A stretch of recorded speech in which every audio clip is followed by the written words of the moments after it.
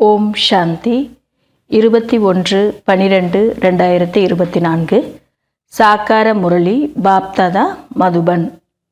பரமாத்மாவின் மகா வாக்கியம். இனிமையான குழந்தைகளே, உண்மையான வருமானம் சம்பாதிப்பதற்கான முயற்சி முதலில் தான் செய்ய வேண்டும். பிறகு தன்னுடைய உற்றார் உறவினர்களையும் செய்ய வைக்க வேண்டும். Charity begins at home. எது செய்தாலும் முதல்ல குடும்பத்தில் இருக்கிறவங்களுக்கு தெரியப்படுத்தணும், அங்கேருந்து தான் தொடங்கணும் அப்படின்னு தந்தை சொல்கிறாங்க இன்றைக்கி முரளியில். கேள்வி: சுகம் மற்றும் அமைதியை அடைவதற்கான விதி என்ன? பதில்: தூய்மை. எங்கு தூய்மை இருக்கிறதோ அங்கு சுகம், அமைதி இருக்கிறது. தந்தை தூய்மையான உலகம் சத்தியுகத்தை ஸ்தாபனை செய்கிறார். அங்கு விகாரங்கள் கிடையாது. யார் தேவதைகளுடைய பூஜாரிகளாக இருக்கின்றார்களோ அவர்கள் விகாரங்கள் இல்லாமல் உலகம் எப்படி இயங்கும் என்ற கேள்வி ஒருபொழுதும் கேட்க மாட்டார்கள். இப்பொழுது நீங்கள் அமைதியின் உலகத்திற்கு செல்ல வேண்டும். ஆகையால் இந்த பதித்த உலகத்தை மறக்க வேண்டும். சாந்தி தாமம் மற்றும் சுகதாமத்தை நினைவு செய்ய வேண்டும். ஓம் சாந்தி. ஓம் சாந்தியின் அர்த்தத்தை குழந்தைகளுக்கு இங்கு புரிய வைக்கப்பட்டுள்ளது. சிவபாபாவும் ஓம் சாந்தி சொல்ல முடியும், சாலிகிராம குழந்தைகளும் சொல்ல முடியும். ஆத்மா சொல்கிறது ஓம் சாந்தி. அமைதி தந்தையின் குழந்தைகள். அமைதிக்காக காட்டிற்கு சென்று எந்த ஒரு உபாயமும் தேட வேண்டியதில்லை. அமைதி, ஆத்மா இருப்பதோ அமைதி. பிறகு உபாயம் என்ன தேட வேண்டும்? இதை தந்தை அமர்ந்து புரிய வைக்கின்றார். அந்த தந்தையிடம் சொல்கிறார்கள், எங்கு அமைதி சுகம் அடைகின்றோமோ அங்கு அழைத்து செல்லுங்கள் என. அதாவது தந்தைக்கிட்ட என்ன சொல்கிறோம் அப்படின்னா, எங்கு எனக்கு அமைதி இருக்குதோ சுகம் இருக்குதோ அங்கு எங்களை அழைச்சிட்டு போங்க அப்படிலாம் சொல்லிட்டு வந்தோம். அமைதி மற்றும் சுகத்தை அனைத்து மனிதர்களும் விரும்புகிறார்கள். ஆனால் சுகம் சாந்திற்கு முன்னதாக தூய்மை வேண்டும். தூய்மையானவர்களை பாவனமானவர்கள் என்றும் அசுத்தமானவர்களை பதித்தமானவர்கள் என்றும் சொல்லப்படுகின்றது. இந்த பதித்த உலகத்தில் இருப்பவர்கள் இவ்வாறு அழைத்து கொண்டு இருக்கிறார்கள், எங்களை தூய்மையான உலகத்திற்கு அழைத்து செல்லுங்கள் என. தந்தை பதித்த உலகத்தில் இருந்து விடுவித்து தூய்மையான உலகிற்கு அழைத்து செல்லக்கூடியவராக இருக்கின்றார். சத்தியுகத்தில் தூய்மை இருக்கிறது, கலியுகத்தில் அசுத்தம் இருக்கிறது. அது விகாரமற்ற உலகம், இதுவோ விகார உலகம். உலகம் விருத்தி அடைந்து கொண்டுதான் இருக்கும் என்பதை குழந்தைகள் அறிவீர்கள்.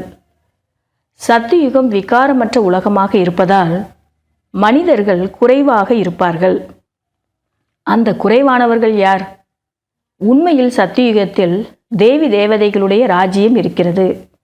அதற்குத்தான் அமைதியான உலகம், சுகதாமம் என்று சொல்லப்படுகிறது. பாபா சொல்கிறாங்க, ஃபஸ்ட்டு சத்தியுகத்தில் அது விகாரம் இல்லாத உலகமாக இருந்ததுனால மனிதர்கள் ரொம்ப குறைவாக இருந்தாங்க. அதுக்கப்புறம் விருத்தி அடைஞ்சிக்கிட்டே இருக்குது, இதுவரைக்கும் விருத்தி அடைஞ்சிக்கிட்டே தான் இருக்குது.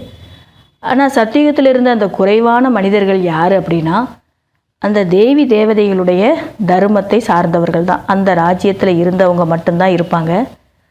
அதற்கு சுகதாமோ, அமைதியான உலகம் சுகதாமோ என சொல்லப்படுகிறது. இதுவோ துக்கதாமம். துக்கதாமத்தை சுகதாமமாக மாற்றக்கூடியவர் ஒரே ஒரு பரம்பிதா பரமாத்மா தான்.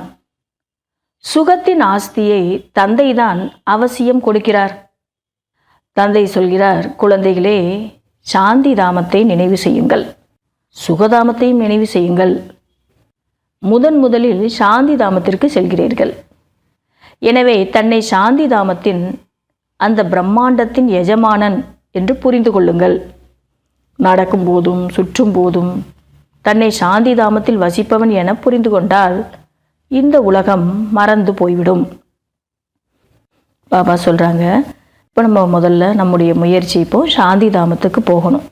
நான் சாந்தி தாமத்தினுடைய எஜமானன் அப்படின்னு நீங்கள் நினச்சாலே போதும். அது உங்களுக்கு நடக்கும்போதும் சுற்றும் போதும் நினைவில் இருந்தது. நான் சாந்தி தாமத்தில் வசிப்பவன் அப்படின்னு நினைவில் இருந்தது அப்படின்னா இந்த கலியுகம் உங்களுக்கு மறந்து போயிடும். இதுதான் உண்மையான வருமானம். உண்மையான தந்தை கற்றுக் கொடுக்கிறார். அந்த உண்மையான வருமானத்தை எப்படி சம்பாதிக்கிறதுங்கிறத உண்மையான தந்தை நமக்கு கற்றுக் கொடுக்கிறார். மற்றவை அனைத்தும் பொய்யான வருமானம். அழியாத ஞான ரத்தினங்களின் வருமானத்தை உண்மையான வருமானம் என்று சொல்லப்படுகிறது. உண்மையான வருமானம்னா என்னன்னா, இப்போ நம்ம இந்த அழியாத ஞான ரத்தினங்களை பெற்றுக்கொண்டு இருக்கிறோம். இந்த வருமானத்தை தான் உண்மையான வருமானம்னு சொல்லப்படுது. மற்றபடி அழியக்கூடிய செல்வம், வசதிகள் போன்றவை பொய்யான வருமானம் ஆகும். அது நம்ம கூட வரப்போகிறது இல்லை. அதனால தந்தை சொல்கிறாங்க அது பொய்யான வருமானம். துவாபர யுகத்திலிருந்து பொய்யான வருமானத்தை சம்பாதித்து வந்தீர்கள்.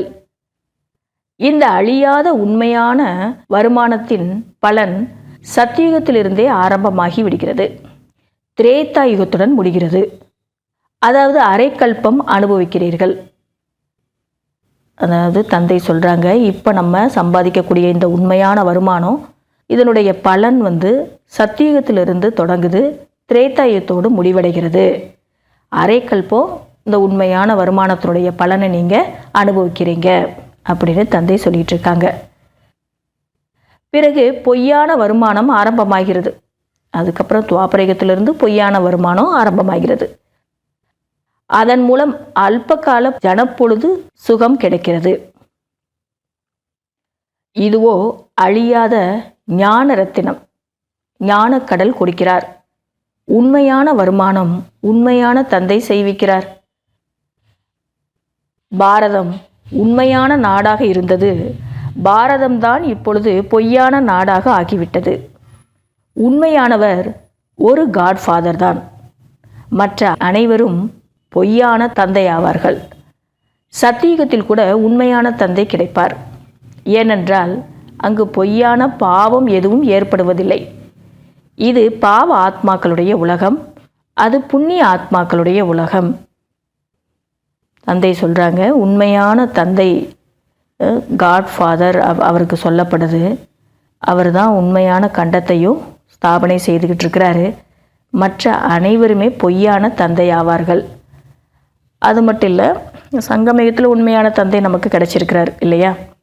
சத்தியுகத்தில் லௌகீக தந்தையை கூட உண்மையான தந்தைன்னு சொல்லலாம். ஏன்னா அங்கே யார் மூலமாகவும் பாவம் ஏற்படாதான். இதுதான் பாவ ஆத்மாக்களுடைய உலகம், அது புண்ணிய ஆத்மாக்களுடைய உலகம்னு தந்தை சொல்கிறாங்க. அதனால் அங்கேயும் நமக்கு உண்மையான தந்தை கிடைப்பாங்க சத்தியுகத்திலும். சர்வவியாபி என சொல்லக்கூடியவர்கள் பக்தி செய்ய முடியாது. அனைத்தையும் பகவானின் ரூபமாக இருக்கிறார் எனும்போது பக்தி யாரை செய்வார்கள்? இந்த புதற்குழியிலிருந்து வெளியேற்ற மிகவும் உழைக்க வேண்டும். அதாவது சர்வவியாபிங்கிற ஞானத்தை சொல்லக்கூடியவங்க பக்தி செய்ய முடியாது. அப்படின்னா அர்த்தம் என்னன்னா, எல்லாரையுமே பகவானுடைய ரூபம்னு நினைக்கிறாங்க. அப்போ எதை ஒரு குறிப்பிட்டு பக்தி செய்ய முடியும் அவங்களால? அந்த அர்த்தத்தில் தந்தை சொல்கிறாங்க. ஆகையால் இந்த மாதிரி விஷயங்கள்ல இருந்தெல்லாம் அவங்கள நம்ம விடுவிக்கணும், அதுக்கு நம்ம நிறைய உழைக்கணும் அப்படின்னு தந்தை சொல்கிறாங்க. சன்னியாசிகள் சேரிட்டி பிகின்ஸ் அட் ஹோம், இதை எப்படி செய்வார்கள்? அதாவது சன்னியாசிகள் குடும்பத்தினருக்கு எப்படி ஞானத்தை, அவங்க பெற்ற ஞானத்தை கூட குடும்பத்தினருக்கு எப்படி கொடுக்க முடியும் அப்படின்னு தந்தை சொல்கிறாரு. அவர்கள் வீட்டின் செய்திகளை கொடுப்பதில்லை. ஏன் சொல்ல மாட்டீர்கள் என்று கேட்க வேண்டும், தெரிந்து கொள்ள வேண்டும் இல்லையா? இந்த வீட்டிலிருந்து சந்நியாசம் செய்துவிட்டேன் என்று கூறுவதால் என்ன ஆகிறது? உங்களிடம் கேட்டால் உடனடியாக சொல்ல முடியும். சந்நியாசிகளுக்கு ஃபாலோயர்ஸ் அதிகமாக இருக்கிறார்கள். பகவான் ஒருவர்தான் என ஒருவேளை அவர்கள் கூறினால், உங்களிடம் இந்த ஞானத்தை யார் சொன்னார்கள் என்று மக்கள் கேட்பார்கள். பிகே என அவர்கள் கூறினால் அவர்களின் தொழிலே முடிந்துவிடும்.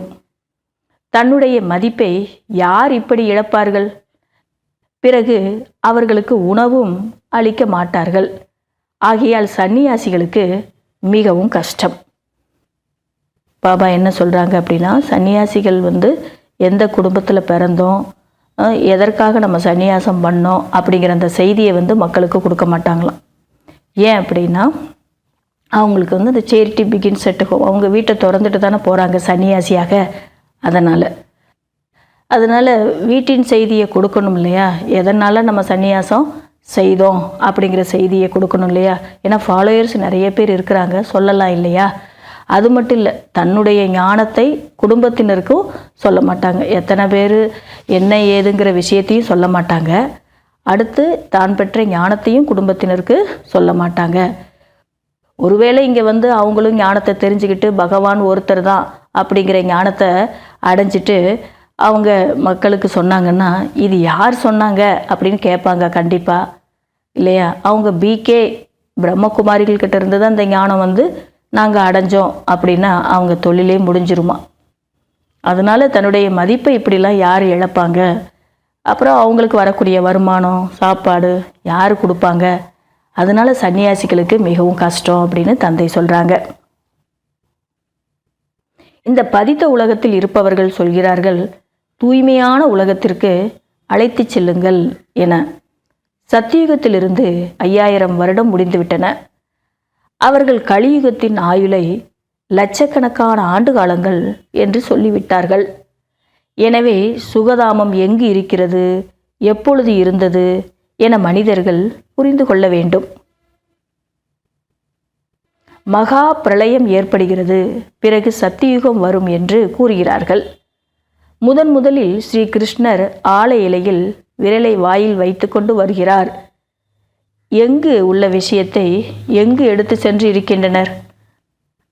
அதாவது மகா பிரளயம் ஏற்பட்டுரும், கிருஷ்ணர் ஆலை இலையில் விரலில் வாயில் வச்சுக்கிட்டு வருவார் அப்படிலாம் சொல்லியிருக்கிறாங்க. ஆனால் உண்மையிலேயே அது நடந்த விஷயம் வேற, அவங்க சொல்கிற இடம் வேற அப்படின்றாரு பாபா. இப்பொழுது தந்தை சொல்கிறார், பிரம்மா மூலம் அனைத்து வேதங்கள் சாஸ்திரங்களை நான் சொல்கிறேன். ஆகையால் விஷ்ணுவின் தொப்பில் கொடியில் இருந்து பிரம்மாவை காண்பிக்கின்றனர். கையில் சாஸ்திரங்களையும் கொடுத்துள்ளனர். பிரம்மா அவசியம் இங்குதான் இருப்பார். சூட்சும உலகத்தில் சாஸ்திரங்கள் எதுவும் இல்லை. பிரம்மாவும் இங்குதான் வேண்டும். விஷ்ணு லட்சுமி நாராயண ரூபம் கூட இங்குதான் இருக்கிறார்கள். பிரம்மாதான் விஷ்ணு ஆகிறார், விஷ்ணுதான் பிரம்மா ஆகிறார். யார் இந்த படிப்பை நன்றாக படிக்கிறார்களோ அவர்கள்தான் இந்த விஷயங்களை நன்றாக புரிந்து கொள்வார்கள். எல்லா விஷயங்களும் இங்கே நல்லா படிக்கிறவங்க தான் புரிஞ்சுக்கிடுவாங்க. வேதங்களில் சொன்னது, சாஸ்திரங்களில் சொன்னது, இப்படிப்பட்ட விஷயங்கள்லாம் இந்த படிப்பை யார் நல்லா படிக்கிறாங்களோ அவங்களால தான் புரிந்து கொள்ள முடியும் அப்படின்னு தந்தை சொல்லிட்டு இருக்காங்க. நீங்கள் சுகதாமத்தில் மிகவும் அமைதியாக இருந்தீர்கள். இப்பொழுது மிகவும் அமைதியற்றவர்களாக இருக்கிறீர்கள். நீங்கள் 84 பிறவிகளின் கணக்கை கூட எடுக்க முடியும். இஸ்லாமியர்கள், பௌதிகர்கள், சீக்கியர்கள், மடாதிபதிகள் அனைவரும் எத்தனை ஜென்மம் எடுக்கிறார்கள் என்று கூறுவது மிகவும் சகஜமாக இருக்கும். சொர்க்கத்தின் எஜமானராக பாரதவாசிகள் ஆகிறார்கள். பிறகு முதலில் தன்னுடைய தாய் தந்தைக்கு, சகோதரன் சகோதரிகளுக்கு ஞானம் கொடுக்க வேண்டும். அதாவது நாம் புரிஞ்சுக்கிட்டோம் அப்படின்னா நம்ம குடும்பத்தில் இருக்கிறவங்களுக்கு, சகோதரன் சகோதரிகளுக்கும் ஞானம் கொடுக்கணும் அப்படின்னு தந்தை சொல்லிட்டு இருக்காங்க. Charity begins at home. அது எது செய்தாலும் முதல்ல நம்முடைய குடும்பத்தினருக்கு தெரியப்படுத்தணும், நம்முடைய விஷயங்களை அப்புறம் உலகத்திற்கு தெரியப்படுத்தணும். தில்வாடா கோயில் மிகவும் சரியாக இருக்கிறது. மேலாக சொர்க்கத்தை காட்டியுள்ளார்கள். சொர்க்கம் இங்குதான் உள்ளது. ராஜயோகம், தவம் கூட இங்குதான் செய்கிறீர்கள். இப்பொழுது தந்தை சொல்கிறார், மன்மனா பவ. எனவே நீங்கள் வைகுண்டத்திற்கு எஜமானர் ஆவீர்கள். தில்வாடா கோயில் கூட நம்முடைய ஞாபகார்த்தம் தான், அது சரியாக தான் காட்டியிருக்கிறாங்க பாருங்கள். ஆனால் என்ன ஒன்றுன்னா, சொர்க்கத்தை மேலே காட்டியிருக்கிறாங்க. ஆனால் சொர்க்கம் இங்கே தான் இருந்தது, இந்த பூமியில் தான். ராஜயோகம் தவம் கூட இங்கே தான் நம்ம செய்கிறோம். பாபாவினுடைய மன்மனா பவ அப்படிங்கிற விஷயத்தின் மூலமாக வைகுண்டத்திற்கே நம்ம எஜமானனாக ஆகிறோம். இதெல்லாம் பாபா நமக்கு சொல்லி கொடுக்குறாங்க. முக்தி ஜீவன் முக்தி தாமத்தை நினைவு செய்யுங்கள். இதுதான் உங்களுடைய சந்நியாசம். மற்றபடி ஜெயின மதத்தினுடைய சந்நியாசம் எவ்வளவு கடினமாக இருக்கிறது. அவங்களுடைய சந்நியாசம் மிகவும் கடினமாக இருக்குது. அதாவது முடி எடுக்கணுன்னா ஆயுதங்களே இல்லாமல் முடி எடுப்பாங்க. அதெல்லாம் எவ்வளோ கஷ்டம். இது உங்களுடையது, நினைவு தானே செய்ய போகிறீங்க. இது உங்களுக்கு சகஜமான விஷயம், சகஜ ராஜயோகம். இது இங்கு இருப்பதோ சகஜ ராஜயோகம். தந்தை இந்த மரத்தின் விதை வடிவமாக இருக்கிறார். உண்மையான சைத்தன்ய வடிவமாக இருக்கிறார். சிருஷ்டியின் ஆதி மத்திய அந்திம ஞானத்தை கொடுக்கிறார். இந்த சக்கரத்தை தெரிந்து கொள்வதன் மூலம் நீங்கள் சத்தியுகத்தில் சக்கரவர்த்தி ராஜா, அதாவது சொர்க்கத்தின் ராஜாவாக ஆக முடியும். இது போன்ற போர்டு வைக்க வேண்டும். தந்தை சொல்கிறார், எதுவரை உயிரோடு இருக்கிறீர்களோ அதுவரை என்னை நினைவு செய்யுங்கள் என்று. தந்தையே உங்களுக்கு வசீகரண மந்திரத்தை கொடுக்கிறார். இப்பொழுது நீங்கள் தந்தையை நினைவு செய்ய வேண்டும். நினைவின் மூலம்தான் விகர்மம் விநாசமாகும். நல்லது. இனிமேலும் இனிமையான காணாமல் போய் கண்டெடுக்கப்பட்ட செல்ல ஆன்மீக குழந்தைகளுக்கு பாப் தாதாவின் காலை வணக்கம் மற்றும் அன்பு நினைவுகள். ஆன்மீக குழந்தைகளுக்கு ஆன்மீக தந்தையின் நமஸ்காரம் மற்றும் காலை வணக்கம். கடைபிடிக்க வேண்டிய முக்கிய சாராம்சம். முதல் பாயிண்ட், இந்த பழைய உலகத்தை புத்தியிலிருந்து மறப்பதற்கு நடக்கும்போதும் சுற்றும்போதும் தன்னை சாந்தி தாமத்தில் வசிப்பவன் என புரிந்து கொள்ள வேண்டும். சாந்தி தாமம் மற்றும் சுகதாமத்தை நினைவு செய்து உண்மையான வருமானத்தை சம்பாதிக்க வேண்டும். மேலும் மற்றவர்களையும் சம்பாதிக்க வைக்க வேண்டும். இரண்டாவது பாயிண்ட், ராஜயோகத்தின் தவம் செய்து தன்னை புண்ணிய ஆத்மா ஆக்க வேண்டும். மாயாவின் தலையை துண்டிப்பதற்கு சுயதர்சன சக்கரத்தை சுற்றி கொண்டே இருக்கவும். வரதானம், நிரம்பிய தன்மையின் மூலம் சதா திருப்தியை அனுபவம் செய்யக்கூடிய செல்வந்தன் ஆகுங்கள். சுயராஜ்யத்தின் செல்வம், ஞானம், குணம், சக்திகள். யார் இந்த அனைத்து செல்வத்திலும் நிரம்பி சுயராஜ்ய அதிகாரிகளாக இருக்கிறார்களோ அவர்களே சதா திருப்தியாக இருக்கிறார்கள். அவர்களிடம் அடையாதது என்பதன் பெயர் அடையாளமும் இருக்காது. எல்லைக்கு உட்பட்ட ஆசைகளை தெரியாத நிலை. இதற்குத்தான் செல்வந்தன் என்று சொல்லப்படுகிறது. அவர்கள் எப்பொழுதும் கொடுப்பவர்களாகவே இருப்பார்கள், கேட்பவர்களாக இருக்க மாட்டார்கள். அவர்கள் தொடர்ச்சியான சுகம், அமைதியின் சுயராஜ்யத்திற்கு அதிகாரியாக இருப்பார்கள்.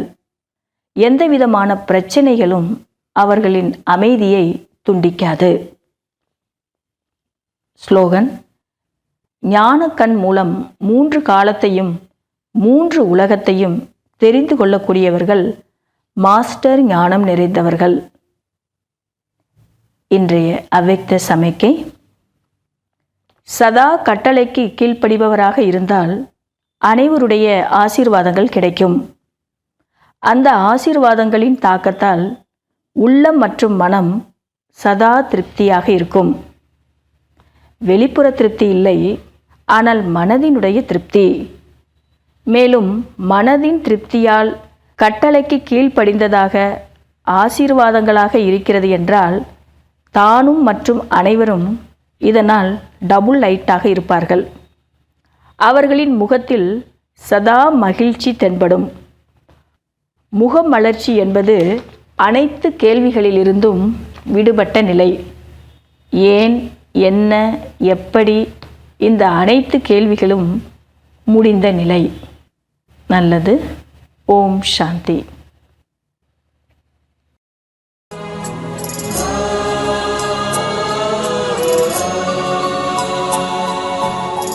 உயிரோ உருகுது உந்தன் நினைவில்தான்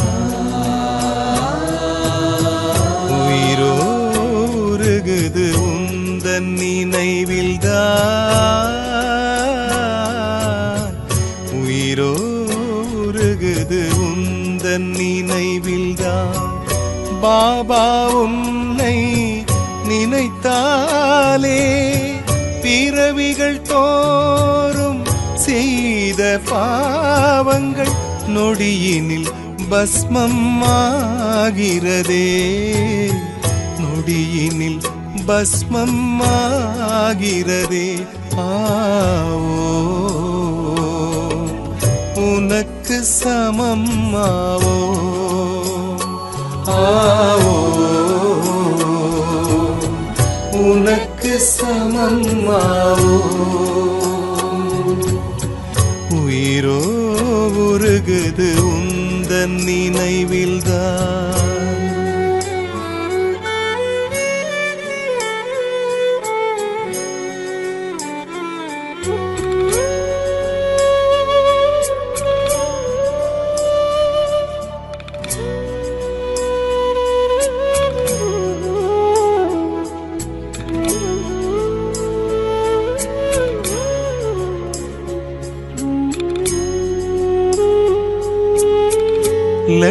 லட்சியமின்றியே வாழ்ந்து வந்தேன் நான் உயர்ந்த லட்சியம் தந்தது நீயே லட்சியமின்றியே வாழ்ந்து வந்தேன் நான் உயர்ந்த லட்சியம் தந்தது நீயே உண்மை அன்பை தேடி அலைந்தேன் உன்னிடம் தான் அந்த அன்பை அடைந்தேன் உண்மை அன்பை தேடி அலைந்தேன் உன்னிடம் தான் அந்த அன்பை அடைந்தேன் விடியலை நோக்கி என்னை நீ அழைத்தாய்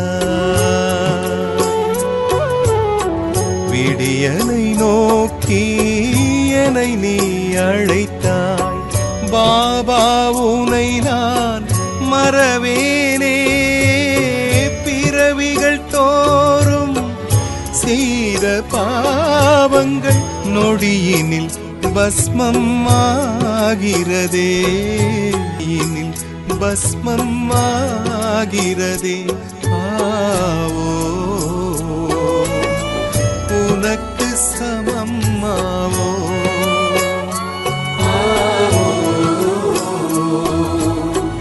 உனக்கு சமம் ஆவோ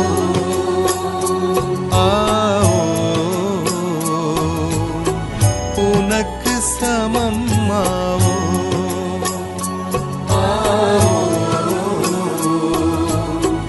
உனக்கு சமம்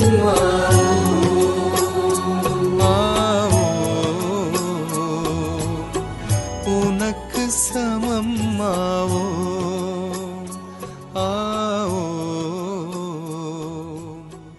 உனக்கு சமம் ஆவோ